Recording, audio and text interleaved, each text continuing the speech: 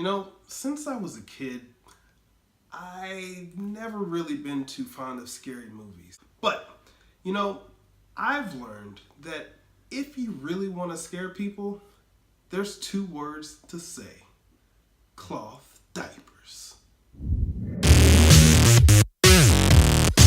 So, when I say disposable diapers, what's the first thing that comes to your mind? I know. It's probably these, right? That's right. Old Faithful. Huggies and Pampers.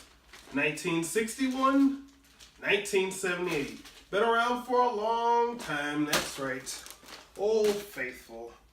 Old Reliable. But the question that I asked you was about diapers.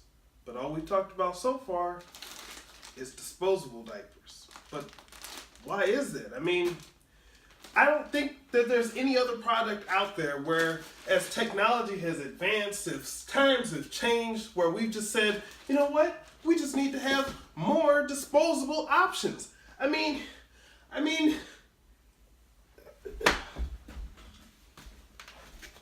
these have been around for a very long time, but you know what?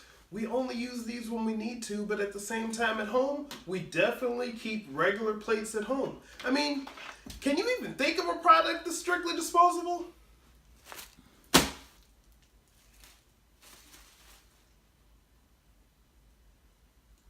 Move on. Okay, let's go back in time to, let's say, the 1950s. So, we're talking about a time period where World War II had been over for a few years, and more women were starting to want to do more than just be at home all day. Remember, during World War II, more women were starting to get actively involved in things, so now that's become the norm. So a lot of them have decided, hey, I want to start working, I want to start traveling, I want to do more. So that was the original reason why disposable diapers were needed in the first place. Because if you're on the go, you don't have time to deal with the cloth diapers of the era, where most people were hand washing them. Hand washing them because the washing machine. So back in the 1960s, the washing machine was a lot different than the one we know today. I mean, yes, it slightly resembles this type of washing machine here if you take away the body and all the automatic features. Yes, there was a drum in there. It was a lot more physical labor, and the other thing was everybody didn't have washing machines back then. It makes total sense if you lived in an apartment in the 70s, the 80s, the 90s, the 2000s, but at this day and age, more and more apartment complexes are offering washer and dryers as an amenity. So more and more people have them. So if the technology has gotten better, then cloth diapers should be something that are readily available. So I think I'll just go ahead and go to the grocery store and buy some. Okay, so now that we've established that the washing machine is a lot better, we should be able to find cloth diapers, but I'm going up the aisle and I don't find them. I'm here at my local grocery store, which is probably the problem. See, grocery stores deal with consumable stuff that you have to buy over and over. Toothpaste, food, stuff that's either going to expire or it's going to be used, so people come back for it. Not the case with clothes. That's why you can't find a good suit in the grocery store. So I think we'll have to take this to the department store.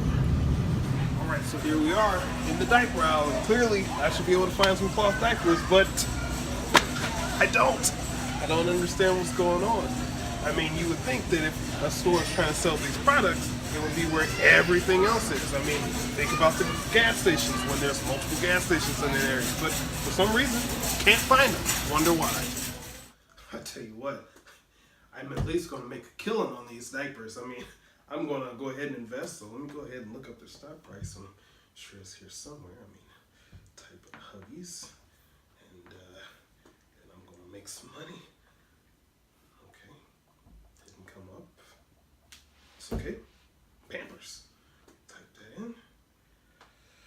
Nothing. All right. I mean,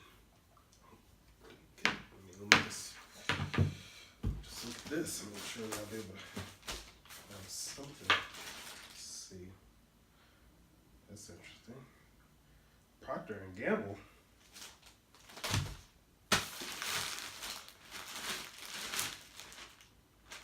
Kimberly-Clark? They're made by conglomerates. It all makes sense now. It makes sense why we can never find these diapers anywhere. Because, I mean, you have Pampers owned by Procter Gamble, Huggies owned by Kimberly-Clark. Just so you understand who Procter Gamble is, they're the people that make everything. I mean, your toothpaste, your mouthwash, your laundry detergent, your shampoo, your conditioner. They make all kinds of stuff. They're everywhere. I mean, now I totally understand why you'll never find it. Because we're not playing a real game. We're playing a game called Oligopoly. Now, I know it's probably going to sound like I'm really picking on Pampers, but I'm not. You see, with Procter & Gamble, I mean, they own a lot of products. And actually, not only do they just own a lot of products, besides Pampers, they also own Love's too. So they own two of the most commonly seen diapers that are in the market.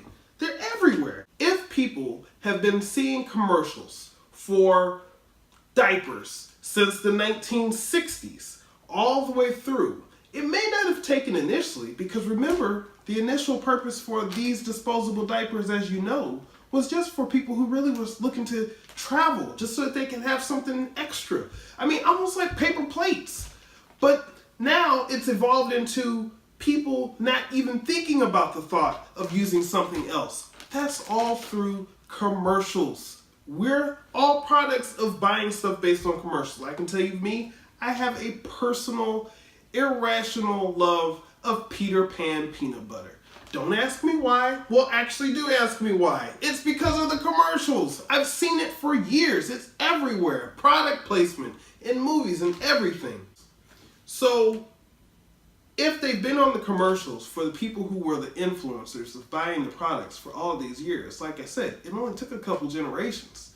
You want to know how we are when it comes to commercialization? Think about it like this. We can all name brands of diapers, of disposable diapers, but we probably can't do that for cloth diapers. We can all name a brand of plates. Dixie? Yeah, Dixie paper plates. Okay, now name a brand of actual plates. Exactly.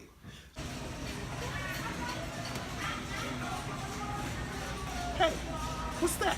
Okay, so we talked about diapers before, and we talked about how the stores are kind of connected to what you see on television, but here's the thing. There's a thing called the stooge. Stooge meaning something that's inferior that makes you not even want to take that as an option, and I found the stooge. Gerber's cloth diapers. The old-fashioned kind of diapers. The ones we talked about from the 50s and before. Yeah. Walmart will carry these, but that's because nobody's going to buy them. At least for diapers anyway. I mean, they'll also tell you that they're good for diaper liners and burp cloths. So they're trying to advertise them as something else. So when people think cloth diapers, this is what they think. The old 1930s special, any cartoon that was made in the old days features diapers like that. Well, that's exactly what they've been trying to make you think. They're trying to make you think that these cloth diapers are the same cloth diapers that they were back then. And, well, they're not. You see, today, there's a lot more different types of options that are available. I mean, these here, they're called Bum Genius 5.0. Now, they're just one brand of diaper, and I'm not selling them, I'm not shilling for them, I'm just making awareness of these types of diapers. There's similar ones that are out there on the market, I just happen to have these. So, let me show you a little bit more about the Bum Genius diaper. Here we have the Bum Genius 5.0 diaper. This is the all-in-one, it's what people refer to as a pocket diaper. The reason for that is because the inserts go inside the pocket. So these inserts right here, they're made out of microfiber. So we have one here that's meant for when you have just the very infant baby, and you have this one that is a little bit larger that expands as a child. It has different snap sizes. It'll grow with your child. So here is what I refer to as the shell. So you have the outer side that's protective, and you have the inside, which obviously is going to be there to capture more of the waste. So again, with the pockets, you would just take this, stuff it on the inside, therefore you have the protection that you need. And then also, what's cool about these diapers is they use snaps. There are Velcro options, but those, they're okay. But what I would think is that over time when you wash it, that there will be lint that will get caught up in there. So I think that the snaps are the best. Now, in case you're wondering, yes, there's multiple snaps on here because these diapers are meant to go from the time that your child is born to the time that your child is no longer using diapers. So there's snaps that go horizontally, and there's also vertical snaps as well. So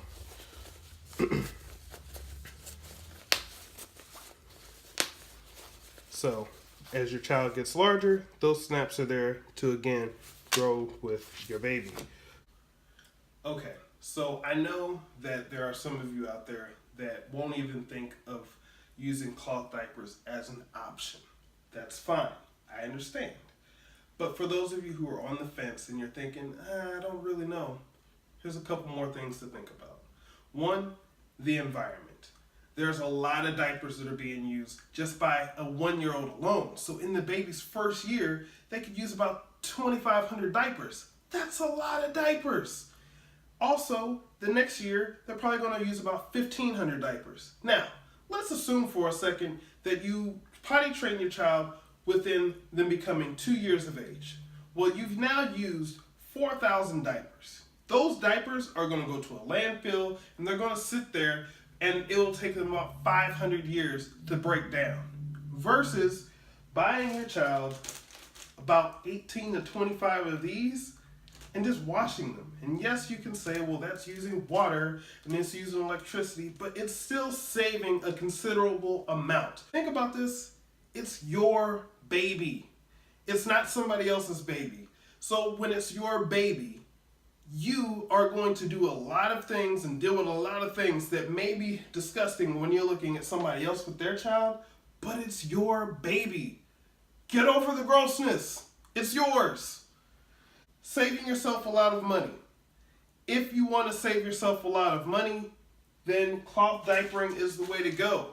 One thing you want to consider if you have a baby on the way is that what you would probably want to do is probably what I've done, which is I've just bought one of these a week.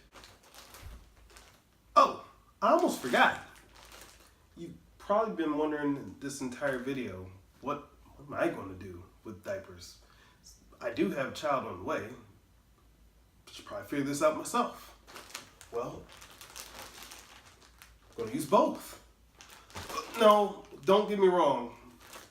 These are going to be used a lot more than these, but I don't really have to pick or choose. It's not one or the other, but the awareness that I have of these makes these the optional choice.